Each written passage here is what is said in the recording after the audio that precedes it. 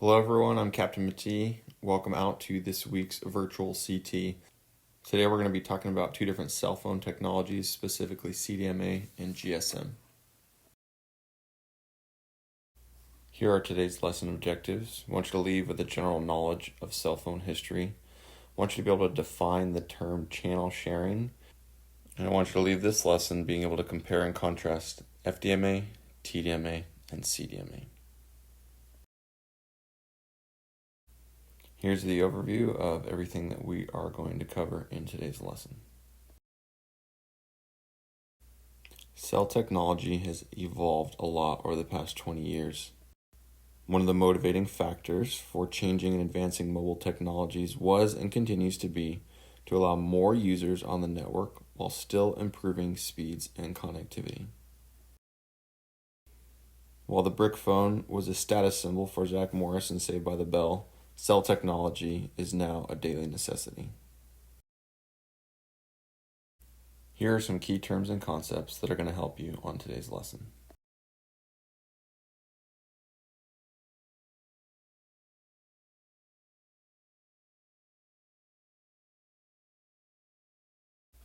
Cell phones, at their very core, are extremely advanced radios. Whether it be a radio or a cell phone, they have to share a frequency spectrum with others, and to do this, there are multiple access techniques. The first we're going to talk about is frequency division multiple access, or FDMA. FDMA works by splitting radio frequency channels into smaller subchannels.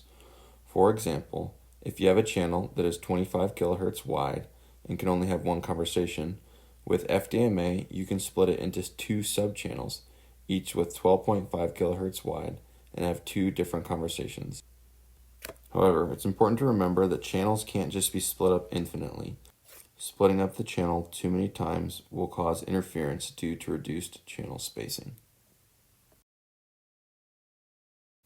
The next channel sharing method we're going to talk about is time division multiple access, or TDMA. This works by breaking up a channel into multiple time slots. This means that two people are able to occupy a particular bandwidth, i.e. 12.5 kilohertz, at what appears to be the same time. This is possible because they are using two different time slots. They are technically taking turns using the frequency. One might only be allowed 50 milliseconds at first, then it switches to user 2, being able to use the frequency for the same amount of time. It switches back and forth so quickly that it creates an illusion of continuous use. You could think of this as a film made up of thousands of still shots. When it's ran at a particular speed, it will create an illusion of continuous movement. The last channel sharing method we're going to talk about is code division multiple access, or CDMA. CDMA works by assigning unique codes to calls and layering them over one another. This enables multiple transitions to use the entire system wideband at the same time, rather than individual time slots or frequency channels. This allows for a greater user capacity than the previous two techniques. Here's a side-by-side comparison of the three different techniques with some simple analogies. With FDMA, you're only going to have one conversation per subchannel. You can think of this as a university where there's only one subject per classroom. You'll have the math teacher operating in a different classroom or on a different frequency than the English professor. TDMA is using those same frequency bands but dividing those channels into different time slots.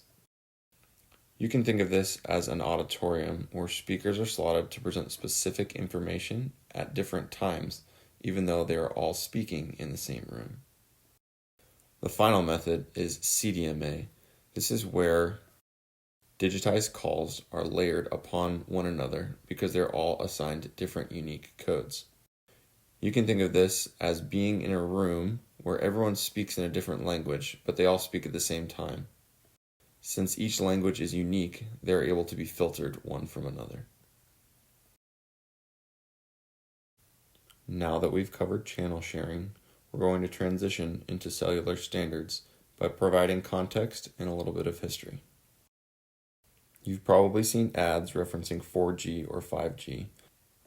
But what does that really mean to you besides faster download speeds on your cell phone? The G's in 1G through 5G actually reference different generations of mobile technology. The first generation of cell phones were large, clunky units that were initially intended to be installed in cars. It wasn't until the 1990s, with the second generation of cell phones, that they moved to more digital systems. Of the multiple options, CDMA and GSM were the only ones to survive. These systems remained split and incompatible with each other all the way up through the third generation of phones in the early 2000s. But with the arrival of 4G LTE in 2010, they became unified under one global standard, although there are still some incompatibilities and differences between the two. IS-95 was the first CDMA-based digital cellular technology created and patented by Qualcomm in 95. Its modulation technique it uses is widely used as an umbrella term to reference all generations of technology pertaining to the system. The general evolution of CDMA started with 2G, 3G, and 4G LTE. Because this system was patented, it did not get accepted globally as much as GSM. It is used by less than 18% of the world's network, with its primary countries being USA, Russia, and South Korea. CDMA primarily occupies the four common frequency bands of 800 MHz, 850 MHz, 1800 MHz, and 1900 MHz. Common carriers you're likely familiar with are Verizon and Sprint. GSM, or Global System for Mobiles, was first launched in 1991 and uses TDMA. Its name is widely used to reference any technology on the GSM path, despite being the formal name for the 2G system. The general evolution of GSM was 2G, 3G, and 4G LTE. GSM is widely adopted globally. It is most prominent in Asia and Europe and is used in 210 countries. It accounts for 80% of the global market and primarily occupies four distinct frequency bands: 900 and 1800 MHz for Asia and Europe, 850 and 1900 MHz for North and South America. Common carriers using this that you're likely familiar with are AT&T and T-Mobile. Until 4G LTE came around, CDMA and GSM phones were pretty different. For example, one of the easiest ways you could tell them apart back then was that GSM phones had a SIM card and CDMA phones did not.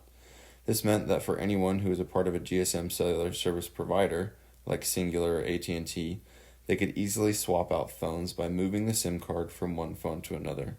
For those that were with a CDMA cell service provider, in order to swap phones, you had to either go into the store or call the provider to deactivate one phone and activate the other. Mind you, this was a common practice back then and isn't common anymore. CDMA phones now have SIM cards as well because it is part of the LTE standard.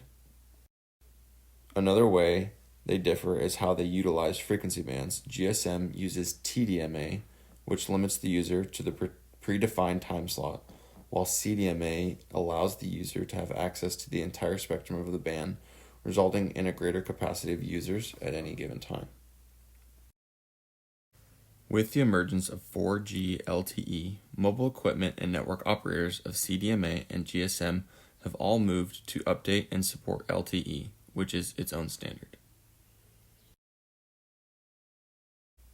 Hopefully you now have a little bit more knowledge about cell phone history. Hopefully you can define the term channel sharing, and hopefully you can compare and contrast FDMA, TDMA, and CDMA. And that's the end of today's lesson. If you have any questions, please leave them in a comment below. Special thanks to all DOW members who put in the hard work to put this lesson together.